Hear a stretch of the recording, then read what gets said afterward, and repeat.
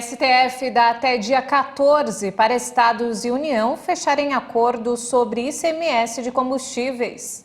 Quarta dose da vacina contra a Covid será autorizada para pessoas a partir dos 50 anos. E você vai ver também. PIB do Brasil avança 1% no primeiro trimestre, impulsionado por serviços.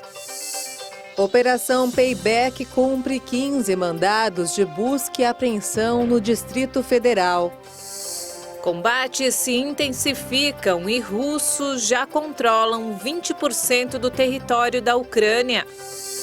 Rainha Elizabeth II marca presença ao lado da família real na abertura oficial do Jubileu de Platina.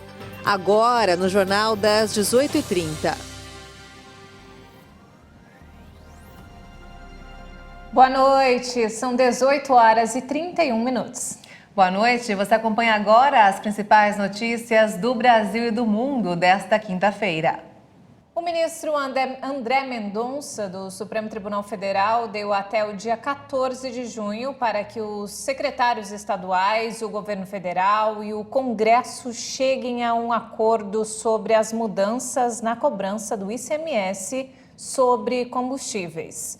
O acerto foi definido hoje em uma audiência de conciliação no STF, com a presença dos presidentes da Câmara, Arthur Lira, e do Senado, Rodrigo Pacheco, além de secretários estaduais de Fazenda e representantes do governo federal. Uma das soluções virá por meio da aprovação do projeto de lei em tramitação no Senado, que estabelece os combustíveis como bens essenciais com alíquota limitada do ICMS. O Brasil subiu para 9º lugar no ranking das maiores economias do mundo e ficou à frente de países como o Reino Unido, com alta de 0,8% no PIB do primeiro trimestre de 2022. O número foi divulgado hoje pelo IBGE, que fez a comparação com os 3 últimos meses do ano.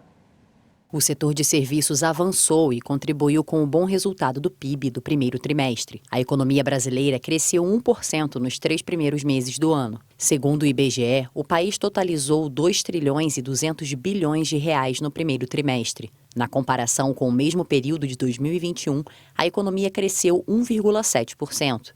Este é o terceiro resultado positivo, depois do recuo no segundo trimestre de 2021.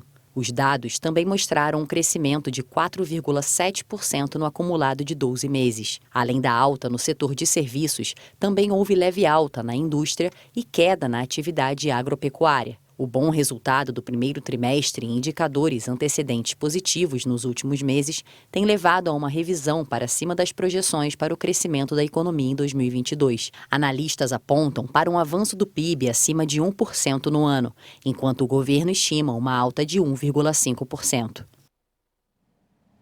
A retomada dos serviços ligados a atividades presenciais ajudou a puxar o crescimento do consumo das famílias no primeiro trimestre de 2022. A conclusão é do IBGE.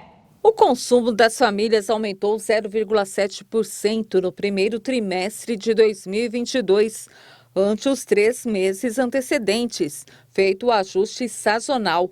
Frente ao primeiro trimestre de 2021, o indicador teve alta de 2,2%. Segundo a coordenadora de contas nacionais do Instituto Brasileiro de Geografia e Estatísticas, IBGE, Rebeca Palles, o consumo das famílias foi muito influenciado pela retomada da demanda dos serviços pelas atividades presenciais e também devido ao crescimento do crédito para pessoas físicas. Palles ressaltou que o desempenho do consumo das famílias poderia ter sido bem maior se não fosse o impacto da inflação.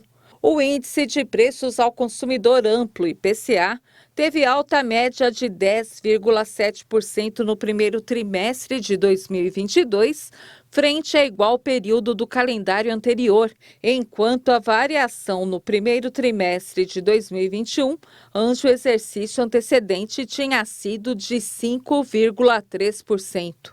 Ao ser questionada se a trajetória futura do PIB dependeria da evolução do consumo das famílias, bem como do efeito da inflação nesse consumo, Palles comentou apenas que, no passado, a trajetória da economia sempre ficou muito atrelada ao ritmo de consumo das famílias. E vamos agora ao mercado financeiro. O dólar caiu nesta quinta-feira, conforme investidores digeriam aí os dados oficiais do PIB do primeiro trimestre e potenciais impactos na trajetória da taxa básica de juros. A moeda norte-americana teve queda de 0,32% e encerrou o dia cotada a R$ 4,788 na venda. O Ibovespa, o principal índice de ações da Bolsa de Valores de São Paulo, a B3, fechou em alta nesta quinta-feira, acompanhando o dia positivo nos mercados dos Estados Unidos e da Europa, e depois que dados do IBGE mostraram que o crescimento da economia brasileira acelerou no primeiro trimestre. O indicador teve alta de 0,93% a 112.392 pontos.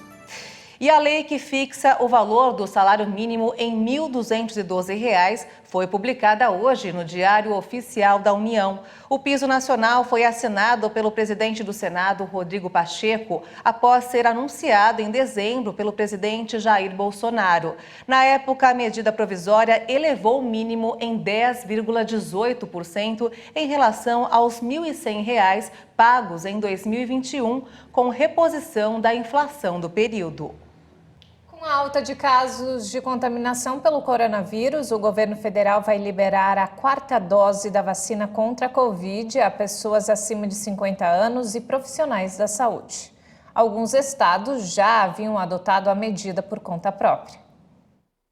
O Ministério da Saúde está planejando estender a aplicação da 4ª dose da vacina contra a Covid para a população com 50 anos ou mais e para os profissionais da área da saúde. Já para os imunossuprimidos, que têm baixa imunidade por conta de doenças como câncer e AIDS, ou para quem já fez transplante, podem ter à disposição mais uma dose de reforço, que seria a 5ª dose para o grupo. Ambos os públicos devem contar 4 meses de intervalo para receber a nova etapa da imunização, que preferencialmente deve ser feita com a vacina da Pfizer. A ampliação da campanha passou a ser analisada após o recente aumento no número de casos. Mas alguns técnicos do Ministério avaliam que os esforços deveriam mirar na ampliação da 3ª dose, que ainda não foi aplicada em todas as pessoas a partir dos 12 anos de idade.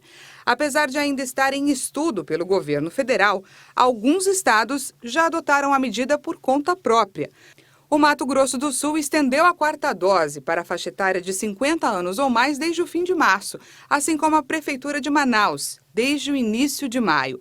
No Distrito Federal, a 2ª dose de reforço contra a Covid em pessoas com mais de 50 anos também já foi liberada. A capital Teresina já aplicou a 4ª dose para as pessoas a partir dos 40 anos.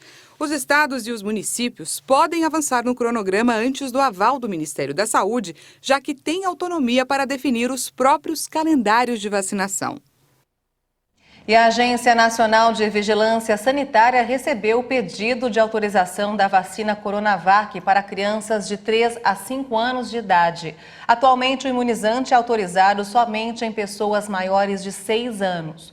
O envio das informações foi feito depois de uma reunião entre o Instituto Butantan e a Anvisa. O órgão reforçou que vai analisar a necessidade junto às sociedades médicas. E o ministro da Saúde, Marcelo Queiroga, assinou a portaria que regulamenta o programa Telesaúde Brasil. O serviço vai dar atendimentos especializados, médicos à distância a municípios localizados em áreas remotas, rurais e indígenas do país. Por meio do programa, o governo federal pretende facilitar o acesso a atendimentos pré-clínicos, suporte assistencial, consultas, monitoramento, diagnósticos e acompanhamento médico durante o tratamento ou após procedimentos cirúrgicos. A Organização Mundial da Saúde reconheceu que o surgimento de casos de varíola do macaco na Europa, América do Norte e Oriente Médio no mesmo período sugere que a transmissão não foi detectada durante certo tempo. Até o momento, mais de 30 países registraram pelo menos 550 casos da doença.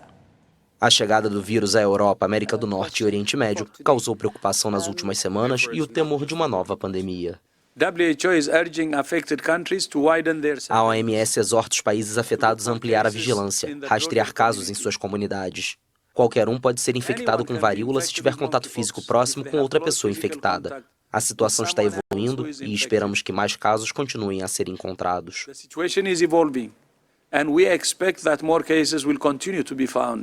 Apesar de a organização esperar um aumento no número de contágios, ainda não se pode falar de pandemia. O vírus da varíola do macaco apresenta similaridades com o da varíola humana, erradicada desde os anos 1980, quando foram encerradas as campanhas de vacinação.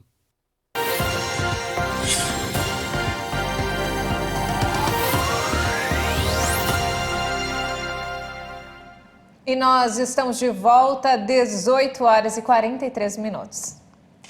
Uma comitiva brasileira liderada pelo Ministério das Relações Exteriores está representando o país em Angola para firmar acordos comerciais bilaterais e de cooperação técnica. O agronegócio nacional e a educação profissional foram destaques nas discussões. O grupo brasileiro está participando da terceira reunião da Comissão Bilateral de Alto Nível Brasil-Angola.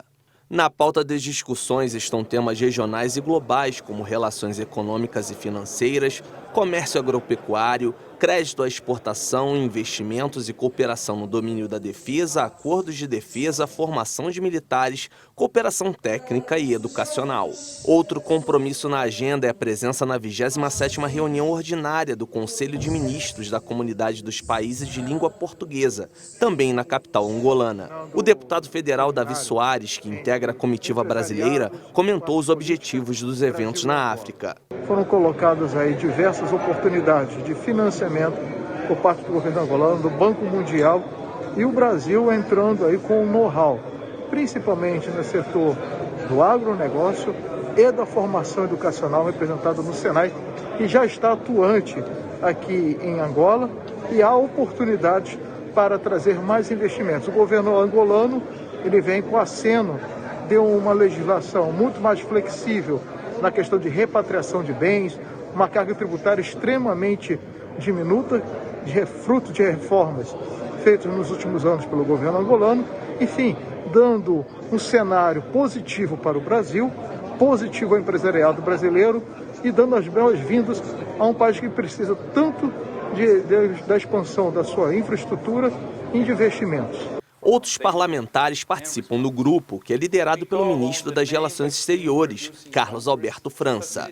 Quem também integra a representação brasileira é o embaixador Kenneth Felix Racinski, secretário para o Oriente Médio, Europa e África. Aumentou para 127 o número de mortos na tragédia provocada pelas chuvas em Pernambuco. Nesta quinta-feira, mais 3 corpos foram contabilizados e o Instituto de Medicina Legal acrescentou outros 4 óbitos na listagem. Ainda há uma mulher desaparecida e o número de desabrigados subiu para 9.302. A Polícia Civil do Distrito Federal realizou hoje a segunda fase da Operação Payback contra fraudes bancárias.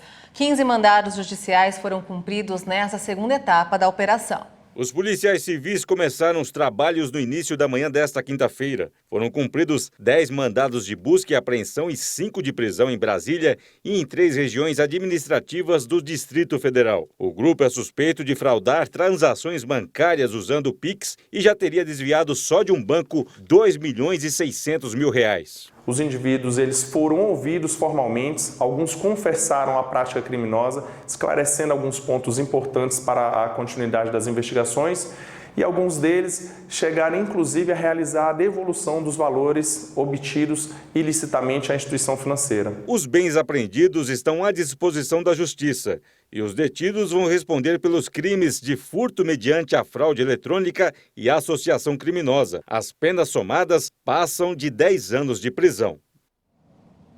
E na Ucrânia, os conflitos estão concentrados no leste do país. Os russos tentam conquistar a região do Donbás. E o presidente Volodymyr Zelensky afirmou hoje que a Rússia controla quase 20% do território do país.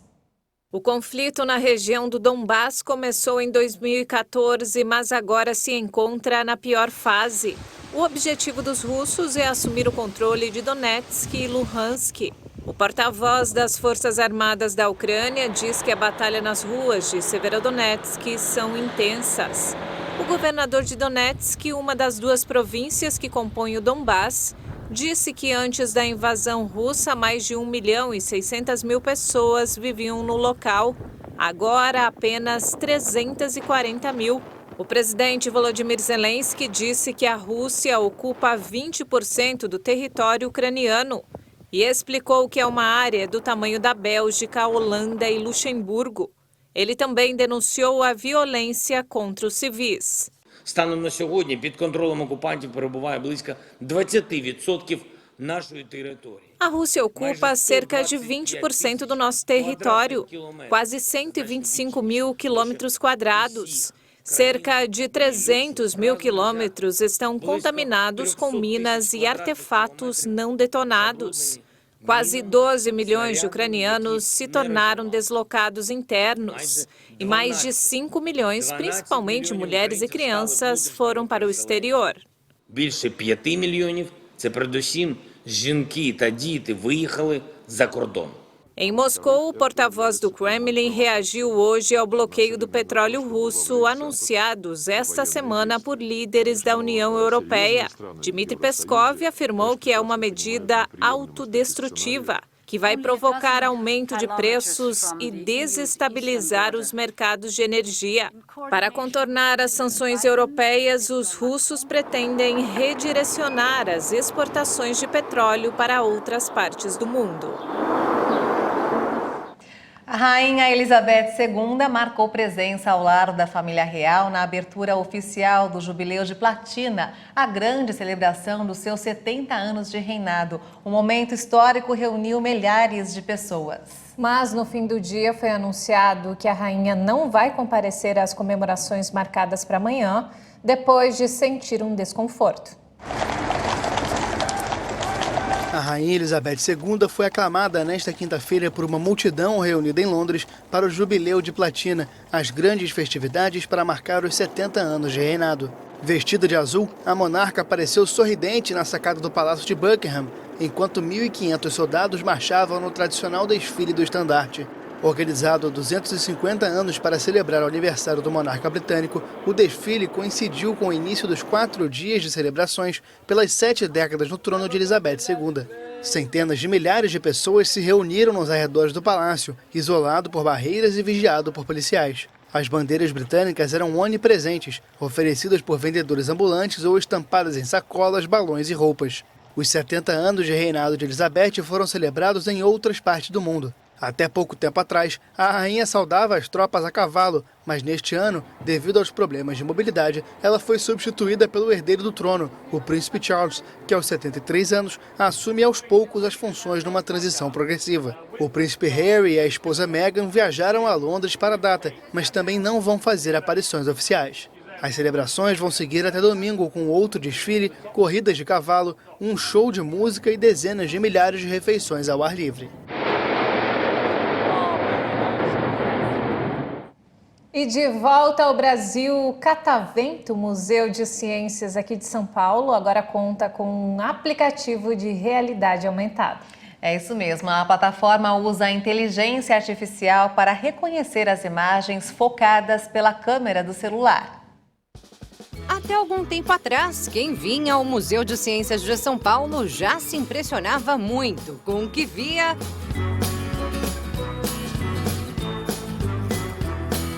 e experimentava.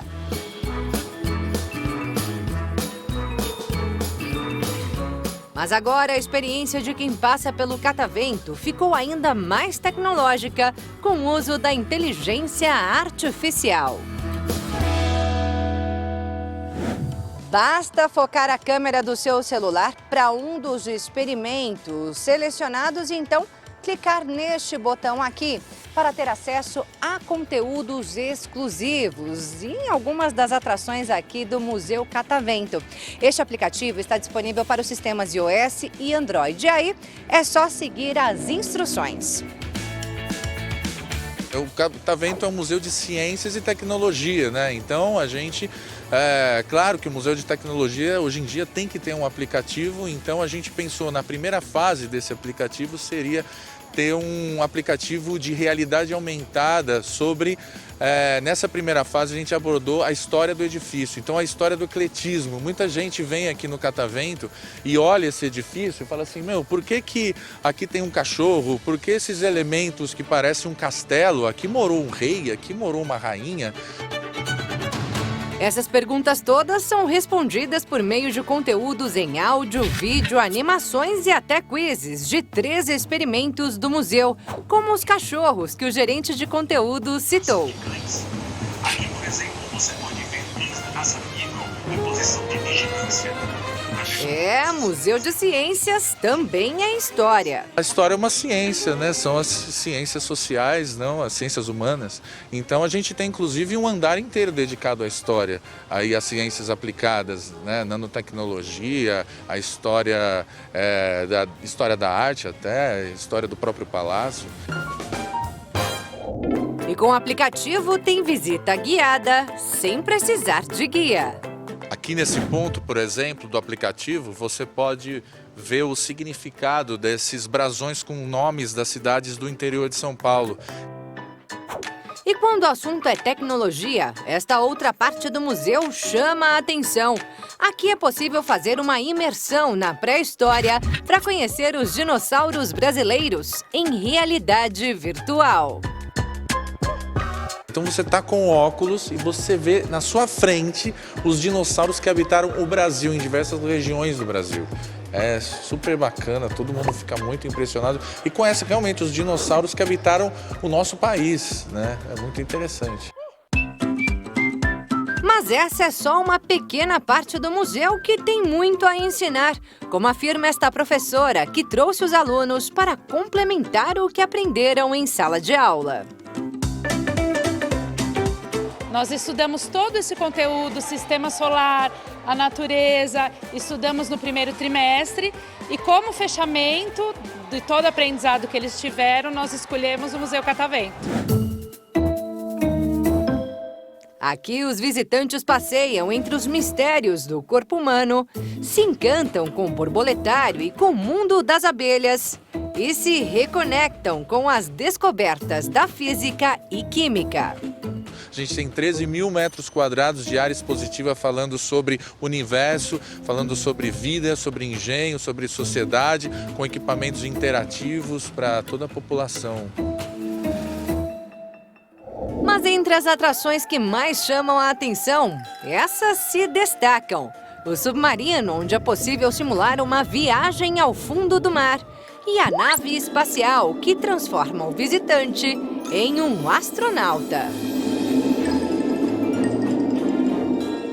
Aprendendo bastante aqui hoje, Thierry? Sim, muito bom por aqui.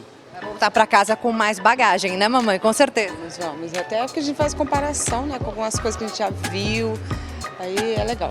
Você recomenda? Muito, muito. Desde criança pequena até adulto, é muito novo, né? Passeio para a família toda? Família toda. Para quem quer aprender e se divertir, fica a dica. O Museu Catavento está localizado na Avenida Mercúrio, no centro de São Paulo. As visitações acontecem de terça a domingo, das 9 da manhã às 5 da tarde. Para mais informações, acesse museucatavento.org.br.